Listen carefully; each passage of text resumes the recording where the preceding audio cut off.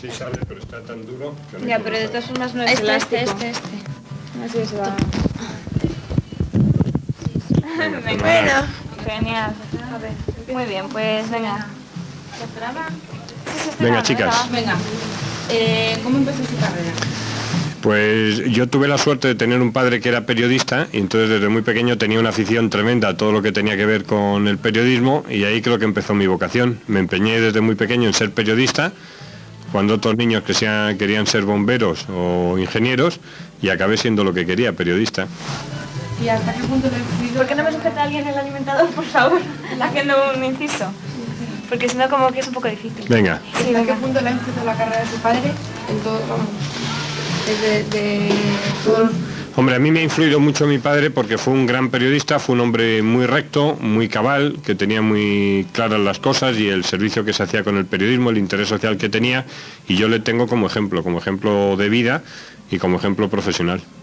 ¿Hay mucha improvisación durante las 6 horas que dura su programa? Mucha. Ten en cuenta que 6 horas en un programa de actualidad, si lo llevas escrito en un guión del día anterior o de la madrugada, luego no tiene nada que ver con lo que está pasando. ¿Cómo vamos? Vosotros hoy habéis visto que mientras estás en el programa ocurre un accidente y hay 6 niños muertos o 6 víctimas en un accidente de tráfico. ¿Eso cómo lo vas a tener preparado? No lo sabes. El programa está abierto siempre por encima de todo a la actualidad, que es fundamental. Un momento, Mónica, no te muevas tanto. Es que si no el plan... Gente mala, usted lo fue. ¿Y entre los periodistas? Entre los periodistas hay algunos que no fueron deportistas y hay bastante mala gente y gente corrupta y gente que está en el periodismo por intereses, al servicio de las empresas, al servicio de los partidos, pero como ocurre en otras profesiones, no somos distintos ni de los políticos, ni de los bomberos, ni de los abogados, ni de nada. Es una profesión donde hay gente buena, mala y regular. ¿Cómo cree que debe ser un buen periodista? Un periodista, para que sea bueno, lo principal que dé muchas noticias y a partir de ahí todo lo que quieras. ¿Y cumple ese criterio Iñaki Gabilondo o Luis del Olmo? Iñaki Gabilondo o Luis del Olmo son personas que tienen oficio, o sea, que conocen el oficio. Saben cómo se hace un programa, cómo se estructura, etcétera, etcétera. De ahí a que sean buenos periodistas, cada uno que lo considere como quiere. Eso está en la libertad de opinión. Para mí, más que periodistas, son locutores. ¿Y a un periodista se le mide por el sueldo? El periodista se le debe medir por la cantidad de noticias que da. Hay fenomenales periodistas que están dando todos los días noticias, investigando exclusivas y que la gente ni siquiera los conoce. El sueldo no tiene nada que ver. En televisión hay unos sueldos impresionantes de cientos de miles de millones de pesetas, pero es porque es gente que capta publicidad o que tiene muy buenas facultades para el show o el espectáculo, y eso pues es una faceta, llamemos, del periodismo entre comillas, que no tiene que ver con otros periodistas que están a pie de calle, que son extraordinarios periodistas, que dan alimento para esos periodistas que luego hacen espectáculo o show o que son el gancho publicitario y ganan 50.000 veces menos que ellos. No tiene nada que ver. Y hablando de publicidad, ¿cómo se lleva para una persona que se toma tan serio esto?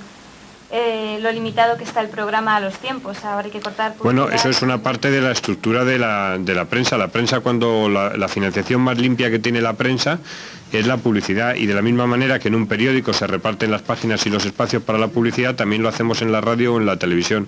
No hay ningún problema, siempre que no haya una excesiva saturación. Se define luchador, pero hasta qué punto. Hasta el final. Dice, ¿hasta cuándo se puede ser luchador un periodista por defender sus ideas o sus principios? Pues hasta el final. ¿Hasta cuándo se puede luchar por ser periodista y ejercer la profesión con libertad? Hasta el final, hasta el último aliento, hasta el último minuto que puedas estar en el micrófono, sin ningún dramatismo, pero sabiendo que puede haber en un momento, por las presiones de grupos de presión, de grupos económicos, de grupos políticos, que pueden acabar con un periodista, dejarle sin medio, dejarle sin un lugar donde escribir o donde hablar, pues hasta el último minuto luchando. Cuando ya no se pueda más, pues ¿qué se le va a hacer a otra cosa? ¿Le crea tensión eso? Ninguna. Ninguna. ¿Y qué le crea tensión? A mí ahora ya nada. ¿Ahora ya? Ahora ya pues cuando eres más joven, pues hay veces los nervios, los reportajes, el llegar a tiempo a los sitios te crea una cierta tensión. Pero cuando ya van pasando los años, hasta todas esas guerras sucias o soterradas, ni siquiera eso te crea tensión. ¿Y los errores? Tampoco.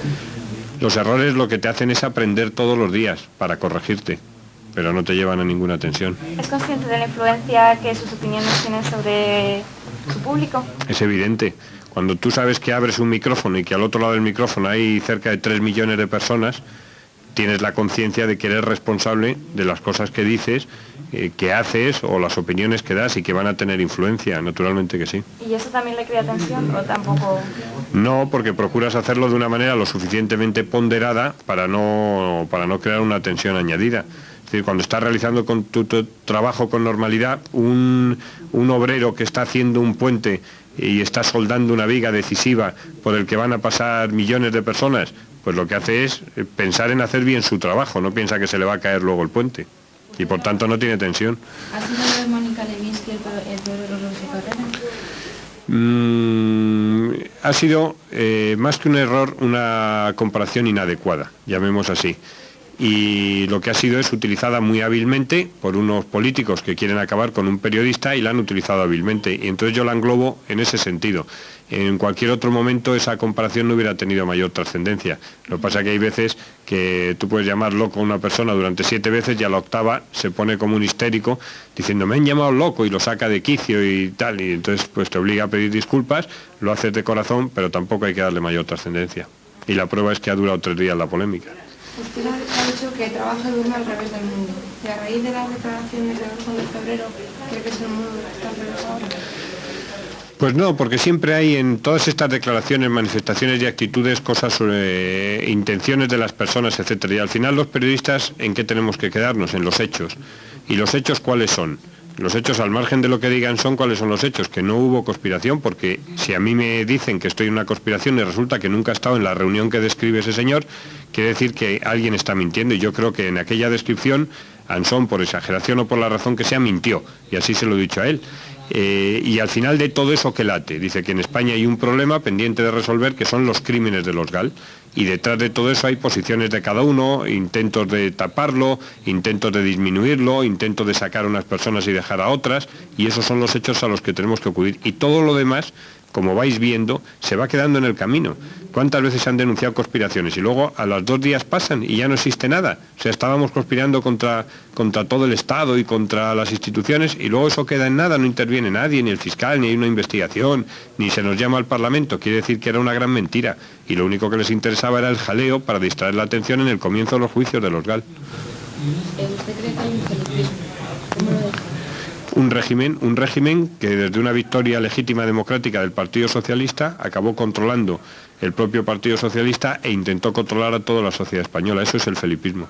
¿Cree que llevaremos una pluralismo? Si no hay contrapoderes, como la propia prensa, como los jueces, poderes independientes, que contrapesen el poder del político que ejerce el poder ejecutivo, se puede llegar a un aznarismo o a lo que sea. Por eso es tan importante la división de poderes y la independencia de los profesionales del periodismo, de la judicatura, del Parlamento, etcétera. ¿Se quería rodeado por un entorno pluralista? ¿Por un entorno? Pluralista. Que si está rodeado de su trabajo por un entorno pluralista. Sí, ideológicamente. Sí, hombre, de todas las ideas. Entre mis colaboradores hay gente de todo color y condición, hay gente del PSOE, gente de Izquierda Unida, gente que no quiere votar y que es anarco, gente del PP, alguno habrá, pocos, pero sí, de todos los colores, pero por encima de todos son periodistas.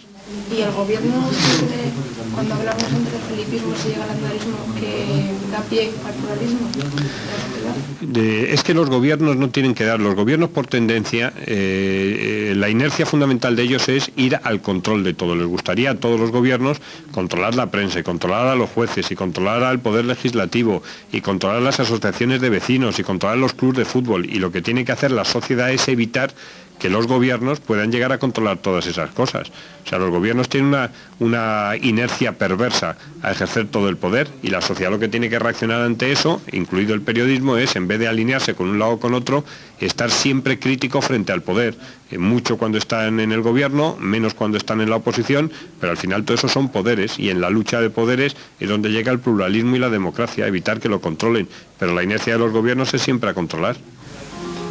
¿Usted piensa que llegaría a estar donde está actualmente? No, porque nunca me lo he planteado. Yo nunca pienso dónde voy a estar mañana. Y no lo pensé tampoco cuando era ni más niño, ni joven, ni nada. Yo lo que hacía era trabajar, vivo el día a día muy intensamente y nada más, no me preocupo. Mañana será otro día. ¿Qué tiene como pensamiento para sus planes? Ninguno. Tengo el pensamiento del programa. No tengo deseos, yo tengo un sentido muy existencialista de la vida.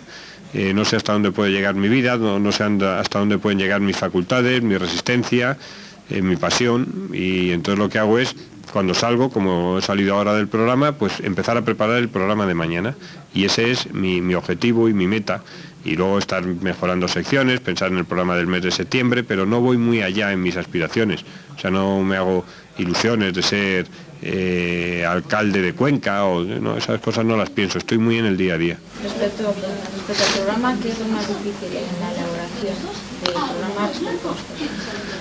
No, lo más difícil es que es un programa que empieza muy temprano y que desde temprano tiene que tener ya entrevistas exclusivas y tal para hacer atractivo. Ten en cuenta que este programa lleva 15 años como líder de los informativos en España, en el periodo de 9 a 10 de la mañana, que ahora lleva muy poquito tiempo, de 10 a 12, pero en fin, todo llegará también. Y entonces es el mantener la atención de los oyentes a unas horas en las que la gente va muy deprisa, coge el coche, sale, entra, etcétera. Y esa es la preocupación, ¿no? Cosas de gancho para mantener constantemente la atención. ¿Y cuál es exactamente su participación después de los micrófonos? Toda. Soy el director, Reina, del programa. Exactamente, o sea... Claro, yo tengo que dedicarme a supervisar todo el trabajo que hace toda la gente, decidir lo que me gusta, lo que no me gusta, lo que es bueno, lo que es malo, y cuando hay cosas que no surgen, pues dar ideas para que se hagan y para preparar el programa más intenso y el mejor posible, con los mejores personajes, levantar las entrevistas que estén preparadas si pienso que hay otra mejor, lo que es dirigir un periódico, en este caso un periódico radiofónico. ¿Y ahora actualmente ha pensado en hacer algún programa nocturno o pasarse a otro medio? No, yo he estado muy bien en la radio, soy un enamorado de la radio, le debo todo a la radio y no pienso cambiar de la radio, por ahora. Gracias.